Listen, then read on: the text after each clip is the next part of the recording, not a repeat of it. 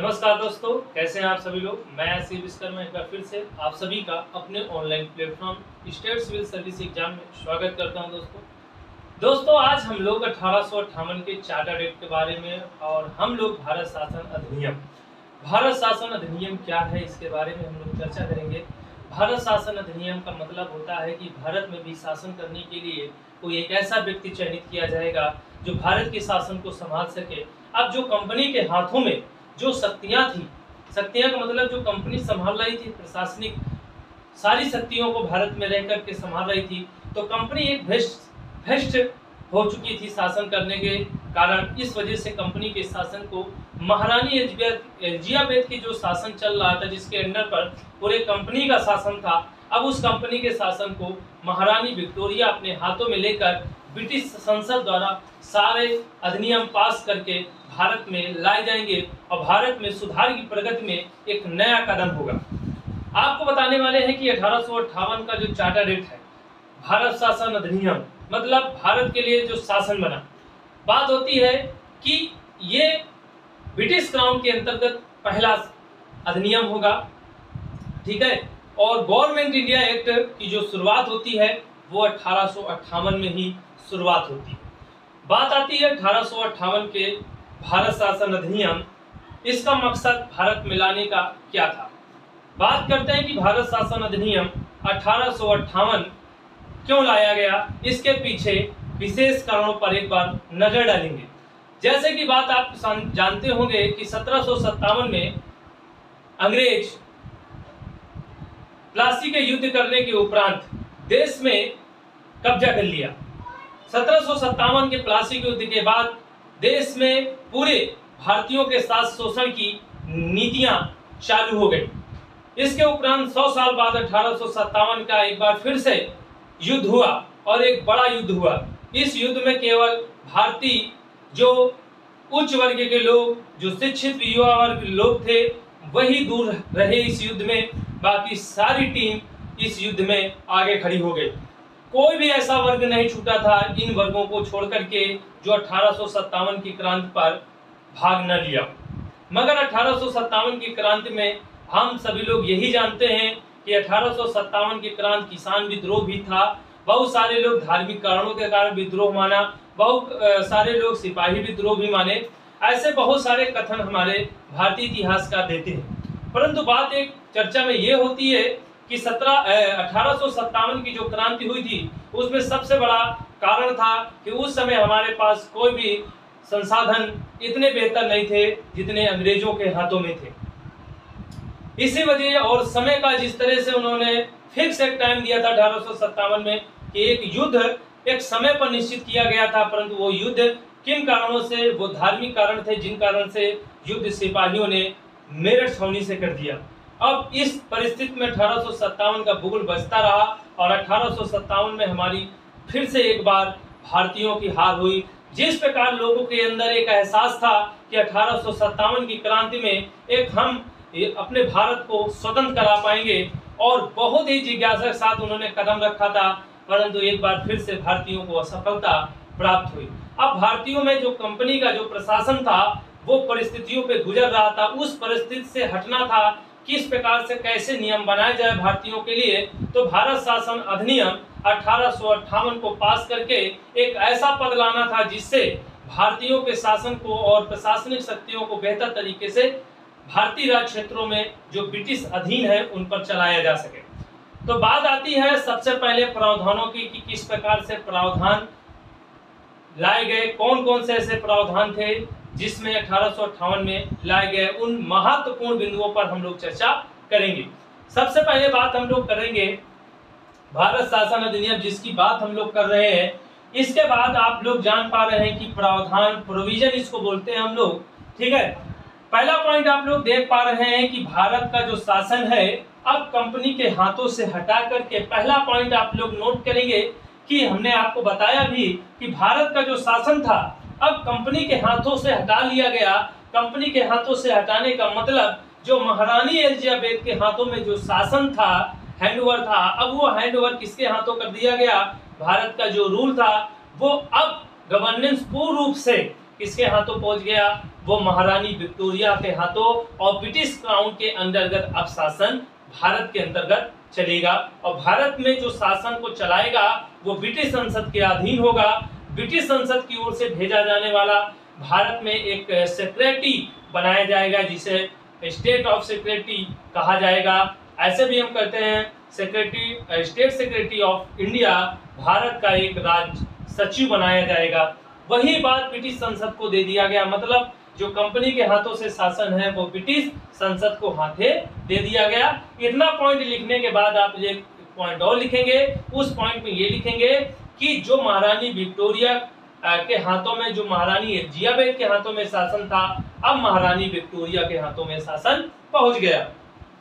बात आती है एक सेकंड नंबर पॉइंट है कि भारत के जिस शासन को चलाने के लिए भारत राज्य सचिव मतलब state secretary of India Bharat का एक राज्य सचिव का पद सृजित किया जाएगा, जिसके माध्यम से ब्रिटिश संसद वहां से ये अधिनियम पास करने के बाद जो डायरेक्टरों की जो सभा होती थी, जो कंपनी का डायरेक्टर होते थे और कंपनी के डायरेक्टर के अंदर दो प्रकार से रूल चलाए जाते थे, ठीक है, एक राजनीतिक मामले के लिए और एक व्यापारिक मामले के लिए। तो बोर्ड ऑफ कंट्रोल जो था वो राजनीतिक मामलों के लिए, जो बोर्ड ऑफ डायरेक्टर था वो व्यापारिक मामलों के लिए, ट्रेड अफेयर्स के लिए था, और वो पॉलिटिकल अफेयर्स के लिए था।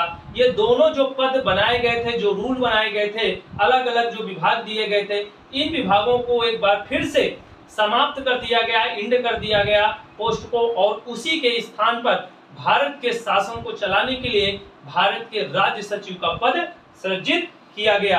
तो ये बात आप लोग जरूर रखेंगे पॉइंट्स में कि भारत के राज्य सचिव का जो पद है वो किस अधिनियम की देन है। तो आप बता पाएंगे कि वो 1858 के भारत शासन अधिनियम की देन है। आगे चलते हैं तीसरा पॉइंट। अब इसमें बात करते हैं कि इस एक्ट के द्वारा भारत में जो द्वैध शासन आपको बताया डुअल गवर्नमेंट सिस्टम की, एक ही क्षेत्र में दो लोगों का जहां शासन होता है वो डुअल गवर्नमेंट सिस्टम बोला जाता है, और उसको समाप्त कर दिया गया, जिसमें अभी आपको मैंने बताया कि बोर्ड ऑफ डायरेक्टर्स और बोर्ड ऑफ कंट्रोल। तो बोर्ड ऑफ डायरेक्टर ये क्या था, ये बोर्ड ऑफ जो डायरेक्टर आप देख पा रहे हैं, ये बोर्ड ऑफ डायरेक्टर जो है व्यापारिक मामलों के लिए ये पद था, और बोर्ड ऑफ जो कंट्रोल था वो राजनीतिक मामलों मतलब पॉलिटिकल अफेयर्स के लिए था। इसके बाद इसको समाप्त करके और राज्य सचिव को सौंप दिया गया सारा विभाग। ठीक है, आगे चलते। तो अब आगे जो पॉइंट्स हैं वो हम लोग देखेंगे। अगला पॉइंट्स क्या है कि जो हमारे भारत का राज्य सचिव होता था वो भारत का राज्य सचिव के लिए एक सहायता करने के लिए, हेल्प करने के लिए एक काउंसिल बनाई गई, काउंसिल का फॉर्मेशन किया गया। वो काउंसिल का नाम इंडियन काउंसिल होगा, जिसमें उसका गठन किया गया।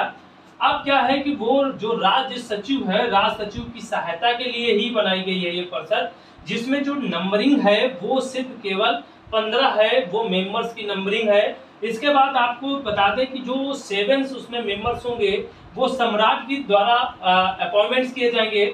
इसके बाद जो एक्स्ट्रा होंगे वो जो कंपनी के जो डायरेक्टर होते थे, वो कंपनी के जो डायरेक्टर होते थे उन्हीं के माध्यम से ये अन्य जो शेष बचेंगे वो अपॉइंटमेंट किए जाएंगे। इसके बाद आपको बता दें अगला पॉइंट है कि भारत का जो शासन है संबंधित सभी मतलब भारत के अंदर जितना भी शासन चलाने के लिए जितने भी कानून बनेंगे वो सारे राज्य सचिव के अंडर पे काम करके ही बनेंगे, क्योंकि राज्य जो सचिव बनाया गया है, भारत का जो राज्य सचिव बनाया गया है, स्टेट सेक्रेटरी ऑफ इंडिया जो बनाया गया है, वो वायसराय भी उसके बाध्यकारी के रूप में होगा। वायसराय उसकी सलाह मानेंगे, ठीक है, उसी के आधार पर सारी चीजें करेंगे। इसलिए ये जो गवर्नर जनरल का जो पद है वो गवर्नर जनरल का भी पद अभी हटाया जाएगा। आगे देखते हैं, बात करते हैं हम लोग। तो सभी कानून जितने भी भारत के शासन या भारत के राज्य क्षेत्र के अंदर जितने भी कानून बनेंगे वो राज्य सचिव के अंडर पर ही उनकी स्वीकृति लेना आवश्यक होगा, अनिवार्य होगा। ये चीज आप लोग ध्यान रखेंगे। इंडियन काउंसिल सलाहकार प्रकृति है, केवल ये एडवाइजर प्रकृति के है। ये जो काउंसिल बनी है केवल एडवाइस दे सकती है। किसको एडवाइस दे सकती है? सिर्फ भारत के राज्य सचिव को एडवाइस दी जा सकती है। अब बात आते हैं कि भारत के पहले राज्य सचिव कौन बने। तो भारत के जो पहले राज्य सचिव बने वो उनका नाम है sir Charles Wood. Sir Charles Wood बने। कौन बने? सर चार्ल्स वुड बने। इसके बाद भारत के गवर्नर जनरल को वायसराय की उपाधि दी गई। बहुत से बच्चों को ये कंफ्यूजन रहता है कि ये गवर्नर जनरल का पद ही समाप्त कर दिया गया। दोस्तों ऐसा कहीं कुछ नहीं है। गवर्नर जनरल के नाम से अब वायसराय जाना जाएगा, और पहला वायसराय के रूप में जिसको पदवी ये मिली थी, केवल इनको वायसराय की पदवी है, एक उपाधि, टाइटल दिया गया था कि ऐसा कौन सा व्यक्ति है जिसने ऐसे सारे प्रावधान किए, अब उसे गवर्नर जनरल ना समझ करके अब उसे वायसराय कहा जाएगा।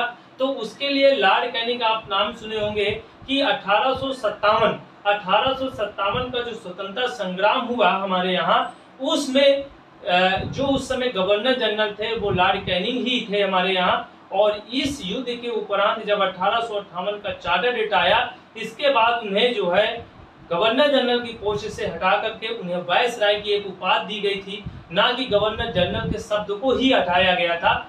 यह चीज आप लोग ध्यान रखेंगे। अब वो पद पाने वाले प्रथम वायसराय थे, वायसराय ऑफ इंडिया, तो वो थे कौन? Lord Canning. ये अपने शब्द पर विशेष गौर रखना, ये चीज आप लोगों को हमेशा ध्यान में होना चाहिए। तो लॉर्ड कैनिंग ब्रिटिश संसद के, अब अगला पॉइंट जो हम बता रहे हैं आपको कि जो लॉर्ड कैनिंग थे जो भारत के प्रथम वायसराय बने थे। तो भारत के प्रथम वायसराय कौन थे? तो भारत के प्रथम वायसराय लॉर्ड कैनिंग, जिनको गवर्नर जनरल की से हटाकर की जो उपाधि होती है वो वायसराय की उपाधि दी गई। लॉर्ड कैनिंग जो थे वो 1857 की क्रांति में भी गवर्नर जनरल के रूप में काम किया उन्होंने। तो बात आगे ये है कि लॉर्ड जो कैनिंग है वो ब्रिटिश संसद के प्रतिनिधित्व के रूप में काम करेंगे। ठीक है, भारत में जो शासन की जो प्रणाली है उसमें वो प्रतिनिधित्व होंगे, जिस प्रकार वो काम करेंगे। और भारत का जो वायसराय होगा, भारत का वायसराय लॉर्ड कैनिंग जो होंगे, वो भारत सचिव की आज्ञा से ही कार्य को आगे बढ़ाएंगे। ये बात चर्चा हुई थी। इसके बाद अगला पॉइंट है कि ब्रिटिश संसद के भारत एक मंत्री का पद प्रदान किया गया। अब वो भारत का मंत्री ऐसा पद था जिसके माध्यम से क्या है कि वायसराय से गुप्त व्यवहार करेगा, और गुप्त व्यवहार के जरिए वो क्या करेगा? प्रतिवर्ष जो पार्लियामेंट में है, प्रतिवर्ष भारतीय ब्रिटिश सरकार हेतु एक बजट पेश कराने का अधिकार उसको दिया गया कि हर साल वो एक बजट पेश करे। ठीक है, अगला पॉइंट है कि महारानी विक्टोरिया की कुछ घोषणाएं, मतलब कुछ दिनों बाद महारानी विक्टोरिया की घोषणाएं की गई, और उस महारानी विक्टोरिया की जो घोषणा पत्र है उसको पढ़ करके लॉर्ड कैनिंग इलाहाबाद में 1 नवंबर 1858 का दिन था, जिस टाइम लॉर्ड कैनिंग ने इलाहाबाद में ये शब्द को पढ़ करके सुनाया। कब सुनाया? 1858 को। तो इस घोषणाओं में जो घोषणा हुई थी वो जो लॉर्ड कैनिंग की जो घोषणाएं पत्र कहकर 1858 1 नवंबर 1858 का जो दिन था उसमें जो घोषणाएं की गई थी, उन घोषणाओं में क्या क्या घोषणाएं थी उनके बारे में हम लोग जानने की कोशिश करेंगे कि महारानी विक्टोरिया ने जो भारतीयों के हित के लिए कुछ ऐसे प्रावधान किए गए थे, उन प्रावधानों में कौन कौन से प्रावधान थे। तो इस घोषणाओं में जो अनाउंस हुआ था, जो भारतीयों के लिए जो प्रावधान लाए गए थे, उनमें पहला प्रावधान था कि सभी धर्मों की जो प्राचीन मान्यताएं होती थी, जो लोग अपने रीति रिवाज, अपने रहन सहन में जो बदलाव हो रहे थे, उससे भारतीयों में एक आक्रोश था, जिसके तहत महारानी विक्टोरिया ने कहा इस आक्रोश को कमजोर करना है, भारतीयों के लिए सुरक्षा करना है, भारतीयों की जो पुराने परंपरा है उन पर रोक लगानी है कि उन पर प्रहार ना किया जाए, जिससे भारतीयों के अंदर आक्रोश पैदा हुआ जाए। तो वही बात ये कहते हैं कि सभी धर्मों का सम्मान करो, और सभी जो प्राचीन मान्यताएं चली आ रही है, उनकी जो परंपराएं, उनकी जो रीति रिवाज है, उनका सम्मान करना हमारा सर्वोत्तम करना चाहिए, मतलब वो है। ठीक है, आगे बात आती है कि सभी राजाओं के जो पदों का सम्मान है, मतलब जो भारतीयों में हर क्षेत्र के जो राजा हैं उनका सम्मान नीचे गिरता चला जा रहा है, उनकी पदवी पर बुरा असर पड़ रहा है, जिसके कारण उनमें भी आक्रोश है, उसको भी रोकना है हमें। तो इस प्रकार सभी जो राजा है उनके पदों का सम्मान किया जाए। इसके बाद सभी भारतीयों को जो सिविल सेवा की परीक्षा केवल इंग्लैंड में को प्रावधान थी, वो सभी भारतीयों को समान दर्जे के साथ साथ सिविल सेवा में चयनित होने का एक अवसर प्रदान हो सके। चौथा पॉइंट है कि मध्यम वर्ग के लोग ही शिक्षा ग्रहण करते हैं। आज भी वैसा समय है कि मध्यम परिवार वाले ही शिक्षा को विशेष महत्व दे रहे हैं। बाकी हर वर्ग के जो और वर्गों में देखते हैं, जैसे उच्च वर्गों में देखते हैं, तो शिक्षा का प्रावधान इतना बेहतर नहीं है, वो शिक्षा को इतने नए अवसरों से नहीं चयनित कर पाते, मगर मध्यम परिवार आज भी शिक्षा को पकड़े हुए है और शिक्षा से ही नए अवसर जीवन में तलाश करता है। इसी प्रकार उसी समय अंग्रेज भी मध्यम वर्ग की जो जनता होती थी उसे शिक्षा और उन्नत नए अवसर के लिए सज्जित करने के लिए महारानी विक्टोरिया ने घोषणा पत्र में अपना लिखकर सुनाया था, और इस घोषणा पत्र को लॉर्ड कैनिंग ने 1 नवंबर 1858 को इलाहाबाद में पढ़कर सुनाया था। इतनी बात आप लोगों को 1858 के जो चार्टर्ड अधिनियम था, वो भारत का शासन जो अधिनियम था, उसके अंतर्गत इतने सारे प्रावधान लाए गए। इन प्रावधानों में जो इम्पोर्टेंट प्रावधान है उनका विशेष आप लोग एक अच्छी से नोट्स बना के रखिएगा। जब आप एग्जाम दें, समय आपके पास कम हो, आप बेहतर कर सके, यह मैं आशा करता हूं आप सभी लोगों से। तो नोट्स आप जरूर बनाएं दोस्तों, ठीक है। और यूपीपीसीएस, यूपीएससी जितने भी एग्जाम आप लोग दे पा रहे हो, बेहतर करके आएंगे आप। एक बार अच्छे से आप कहानी को समझ पाएं, सारे पॉइंट्स क्लियर कर पाएं, तभी आप जवाब दे पाएंगे, अन्यथा जवाब नहीं देंगे। तो मैं आपसे एक ही बात का आगे करूंगा कि आप लोग किसी भी एग्जाम की तैयारी कर रहे हो, ये मत सोचिए कि इतना बड़ा सिलेबस है कैसे तैयारी करें, ये मेरे ऊपर निर्भर है, मैं बेहतर करूंगा आपके साथ में, ठीक है। तो अभी जिन्होंने हमारे चैनल को सब्सक्राइब और लाइक और शेयर ना किया हो, तो जल्द से दोस्तों लाइक और शेयर कर दे दोस्तों के साथ, और सब्सक्राइब जरूर कर ले। मिलते हैं फिर अगले वीडियो में। आज के लिए बस इतना ही। थैंक यू सो मच, धन्यवाद, जय हिंद, जय भारत।